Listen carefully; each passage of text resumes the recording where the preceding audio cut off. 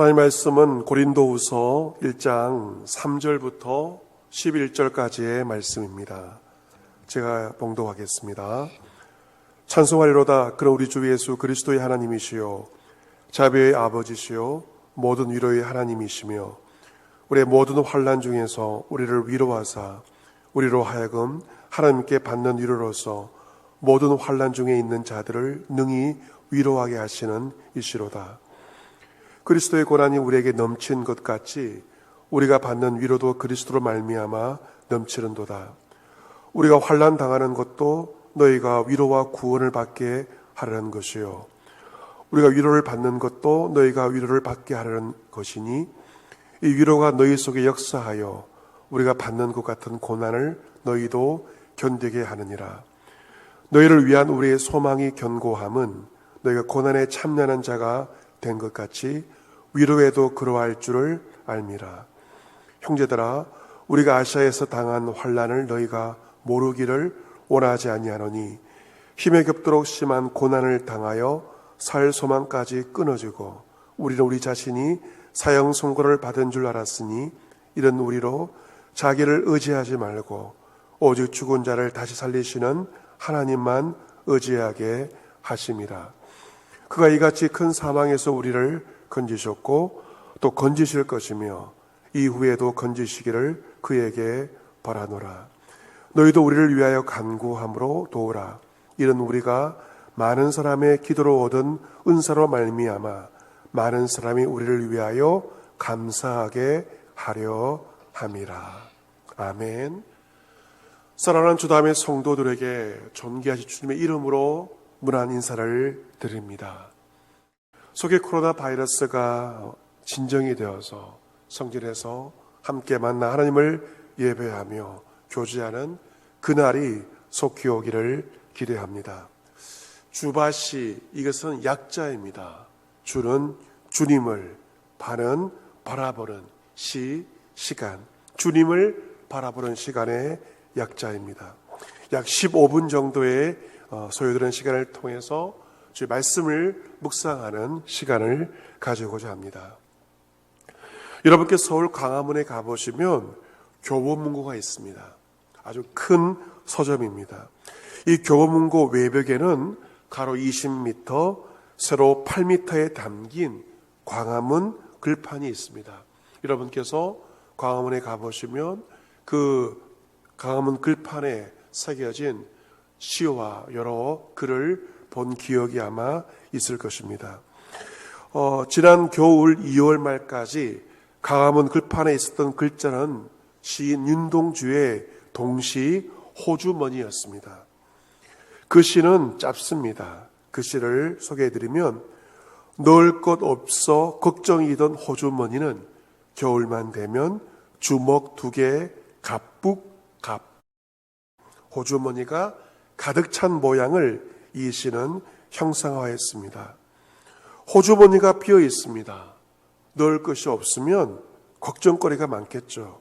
하지만 겨울이 되어서 그 빈 호주머니에 주먹 2개를 넣으면 가득하다는 시입니다. 호주머니 사정이 비록 어려워도 주먹을 쥐고 씩씩하게 살아가자 하는 그 시인의 시는 광화문을 지나는 많은 시민들에게 지난 겨울 위로가 되었고 희망이 되었습니다. 또한 그 시를 듣는 우리에게도 위로와 희망을 줍니다. 오늘 읽은 고린도후서 1장 말씀 역시 바로 고난과 위로에 관한 말씀입니다. 고린도후서 편지를 쓰는 사도 바울은 심한 어려움 가운데서 이 편지를 쓰게 되었고 이 편지를 받는 고린도 교회 역시 큰 고난 가운데 있었습니다. 고린도서 1장 8절을 보시면 이 편지를 보낸 바울이 겪은 상황들이 나와 있습니다. 형제들아, 우리가 아시아에서 당한 환난을 너희가 모르기를 원하지 아니하노니 힘에 겹도록 심한 고난을 당하여 살 소망까지 끊어지고 우리는 우리 자신이 사형 선고를 받은 줄 알았다 라고 바울은 자신이 처한 상황에 대해서 말합니다. 바울은 아시아에서 선교를 하면서 힘에 지나도록 감당할 수 없는 모진 고난을 당하였습니다. 얼마나 고난이 힘들었는지 그런 살 소망까지 놓게 되었습니다. 이제는 정말 끝이구나. 겨우겨우 버티며 살아왔는데 이제는 정말 끝이구나. 마치 사형 선고를 받은 것 같은 상황이었습니다. 그런데 놀라운 것은 그 환난을 겪고 있는 사도 바울이 오히려 하나님을 찬송하고 있습니다. 하나님은 자비의 하나님, 모든 위로의 하나님이심을 바울이 찬송하고 있죠. 바울은 본문 4절에서 자비와 위로의 하나님은 왜 모든 환난 중에서 우리를 위로하사 우리로 하여금 하나님께 받는 위로로서 모든 환난 중에 있는 자들을 능히 위로하게 하시는 분임을 찬송하고 있습니다. 사도 바울이 그 모진 환난 가운데 찬송할 수 있던 비결은 무엇인가? 그가 그 환난 가운데 하나님의 위로하심을 받았기 때문입니다. 그는 하나님의 놀라운 위로를 바로 환난 가운데서 실제로 체험하였고 경험하였습니다. 여러분, 우리가 세상을 살아가면서 하나님의 위로를 언제 누릴 수 있는 것일까요? 그것은 바로 우리가 환난을 받을 때입니다. 우리가 겪는 환난의 시간은 바로 하나님 주시는 위로를 경험할 수 있는 그러한 시간입니다. 이처럼 환난 가운데 하나님 위로를 경험한 사람은 그 위로를 받은 것을 끝이는 것이 아니고 자신처럼 어려움 가운데 있는, 고난 가운데 있는 또 다른 사람을 위로하게 됩니다. 그래서 그 사람을 통하여서 하나님의 위로가 확산되어 가는 것입니다. 지금 이 바이러스가 전염됨을 통하여서 국민들 가운데서는 공포와 불안과 두려움이 퍼지고 있지 않습니까? 그런데 바이러스와 공포와 두려움만 전염되는 것이 아니라 위로와 사랑 역시 누군가를 통해 누군가에게 전염되고 확산되는 것입니다. 위로의 하나님은 이 시대 가운데 위로의 사람을 통하여서 하나님의 위로가 다른 누군가에게 전하여지기를, 확산되기를 원하고 계십니다. 6절 하반절에 보시면 이 위로가 너희 속에 역사하여 우리가 받는 것 같은 고난을 너희도 견디게 하느니라. 7절에 보시면 너희를 위한 우리의 소망이 견고함은 너희가 고난에 참여하는 자가 된 것 같이 위로에도 그러할 줄을 압니다. 고백하고 있습니다. 고난과 위로의 관계에 대해서 말씀하고 있습니다. 심한 고난을 견디게 하는 힘이 있습니다. 무엇이 우리로 하여금 고난을 견디게 하는 것인가? 바로 위로입니다. 위로가 있을 때 어떠한 고난을 겪는다 하더라도 그 고난을 견뎌내게 되고 참아내게 됩니다. 위로를 받는 자, 하나님의 위로를 받는 자는 어떠한 고난 가운데도 낙심하지 않습니다. 하나님의 위로를 받는 자는 그 고난 가운데도 소망이 견고합니다. 이처럼 하나님의 위로 외에는 그 무슨 고난까지 이겨낼 수 있는 놀라운 능력이 있는 것입니다. 이번 주에 우리 교회 한 성도님의 가정에서 장례가 있었습니다. 남편의 갑작스러운 죽음이었습니다. 그것은 부인 집사님과 하나밖에 없는 아들에게 엄청난 큰 충격이었음이 분명합니다. 어제 발연 예배를 드리면서 그 상주 아들이 참았던 그 감정이 북받쳐 올라서 발인 절차를 하면서 울부짖으며 힘들어하는 것을 보게 되었습니다. 참 제 마음이 아팠습니다. 제가 할 수 있는 것은 그저 주의 말씀으로 위로하고 그리고 아들의 어깨를 붙들어주고 그리고 손을 잡아주는 것밖에 없었습니다. 이 코로나 바이러스로 인한 상황 때문에 그 화장장 장지인 하늘공원에서는 짧은 예배도 드릴 수 없는 상황이었습니다. 그저 교우들과 함께 장례식 마지막 순서까지 함께 있어주고 위로의 말을 전하고 돌아왔습니다. 이처럼 우리의 인생을 살면서 여러 가지 어려운 일을 만나게 됩니다. 사랑하는 가족을 어쩌면 갑자기 잃어버릴 수도 있습니다. 그리고 육신적인 질병 때문에 겪는 고통도 있습니다. 육신의 고통 때문에 밤에 잠을 자지 못하고 잠을 뒤척이며 통곡하는 그러한 일도 있지 않습니까? 가정에서 사랑하는 가족들 간의 관계로 인한 아픔도 우리가 겪게 됩니다. 그리고 자본주의를 살면서 물질이 중요한데 물질의 어려움에 인해서 경제적인 고난도 겪을 때가 있습니다. 이처럼 수많은 고난들과 환난들이 우리를 찾아오고 있는 것이 우리의 현실입니다. 하지만 분명한 것은 그 모진 고난 가운데 위로의 주님은 저와 여러분을 위로하십니다.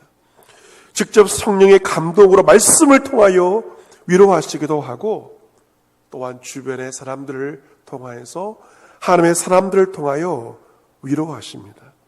그 위로가 있을 때 고난을 버텨낼 수가 있고 낙심하지 않게 됩니다. 지금껏 우리가 살아온 것은 그 고난 가운데 살아온 것은 하나님의 위로가 있었기 때문에 우리는 고난을 버텨내었고 지금까지 믿음의 삶을 살아온 것 아니겠습니까?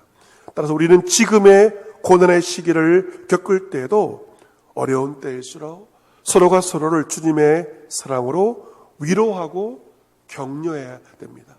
위로와 격려를 통하여서 고난의 시간들을 버텨낼 수가 있고 이겨낼 수가 있습니다. 그렇다면 왜 우리가 인생을 살면서 이 모든 고난과 어려움을 만나게 되는 것일까? 9절 하반절에 영적인 이유가 있습니다. 9절 하반절 보시면 이런 우리로 자기를 의지하지 말고 오직 죽은 자를 다시 살리시는 하나님만 의지하게 하십니다. 자기를 의지하지 말고 오직 하나님만 의지하게 하십니다. 우리는 고난 가운데 왜입니까? 고난의 이유에 대해서 묻게 됩니다. 때로 자신을 자책하기도 합니다.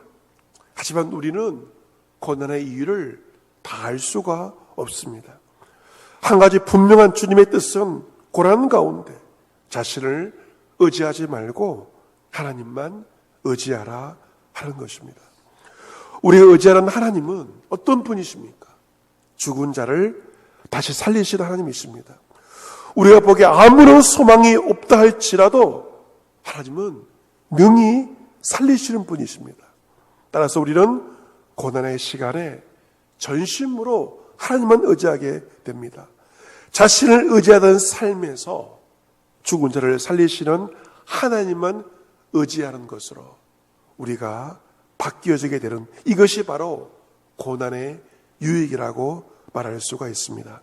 그렇다면 우리가 겪는 고난 가운데 하나님을 의지한다는 것은 어떤 모습으로 드러나는 것일까요? 그것은 바로 기도입니다. 본문 고린도후서 1장 11절에 너희도 우리를 위하여 간구함으로 도우라. 이런 우리가 많은 사람의 기도로 얻은 은사로 말미암아 많은 사람이 우리를 위하여 감사하게 하려 함이라. 고난 중에 있는 사람을 도울 수 있는 가장 좋은 것은 바로 기도로 누군가를 돕는 것입니다. 이 기도는 바로 남을 위한 중보의 기도입니다. 내가 누군가를 위해 기도한다는 것은 내가 하나님을 의지한다는 고백입니다. 하나님을 의지한다는 나의 믿음은 기도로 표현되는 것이죠. 최근에 저는 한 성도님으로부터 가정 예배를 드리고 있다는 이야기를 듣게 되었습니다. 밤 늦은 시간 부부가 밤마다 하나님께 가정 예배를 드리고 있는데 은혜가 참으로 크다는 이야기를 듣게 되었습니다. 그 가정에서는 자녀와의 관계로 힘들었던 시간을 보내게 되었습니다.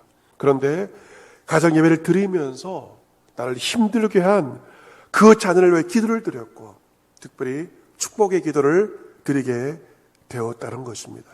이처럼 누군가를 위해서 기도를 한다는 것은 내가 내 자신이 아닌 하나님만을 의지한다는 믿음의 고백입니다. 우리가 성전에 모여서 기도하지는 못하고 있습니다. 하지만 우리가 우리의 가정에서 누군가를 위하여 마음을 다하여 기도할 수 있습니다. 목회자를 위하여, 사랑하는 교회의 성도들을 위해서, 어르신들을 위해서, 순식구들을 위해서 우리가 기도할 때 바울의 고백처럼 그 모든 간구의 제목은 우리에게 감사의 제목이 될 것이고 아름다운 찬송의 제목이 될 것입니다. 특별히 코로나 바이러스로 말미암아 감염되어 치료받고 있는 환우들, 이들을 치료하기 위해서 애쓰고 있는, 불철주야 애쓰고 있는 의료진들과 방역하는 모든 분들과 보건당국자들, 공무원들을 위해서 우리는 마음을 다해서 충고할 때 우리의 기도가 응답되어로 말미암아 속히 바이러스가 종식되어지고 일상의 삶으로 마음껏 주님을 예배할 수 있는 일상의 삶으로 복귀될 줄로 믿습니다. 사랑하는 성도 여러분, 어느새 봄이 찾아왔습니다. 하지만 아직도 우리의 마음은 겨울인지 모릅니다. 서두에 말씀드린 윤동주의 겨울에 관한 동시가 있다면 봄에 관한 윤동주 시인의 시도 있습니다. 제목은 봄입니다. 윤동주의 봄, 그 시를 잠깐 소개해 드리겠습니다. 갖가지 기적을 일으키고 있는 봄을 그대에게 보이리라. 봄은 숲에서 오른 곳, 도시에는 오지 않네. 쌀쌀한 도시에서부터 손을 잡아 나란히 둘이 걷는 사람만이 언젠가 한 번은 봄을 볼 수 있으리라. 여러분, 어떤 사람이 봄을 본다고 말할 수 있을까요? 그냥 꽃이 피는 것을 보는 사람이 봄을 보는 것이 아닙니다.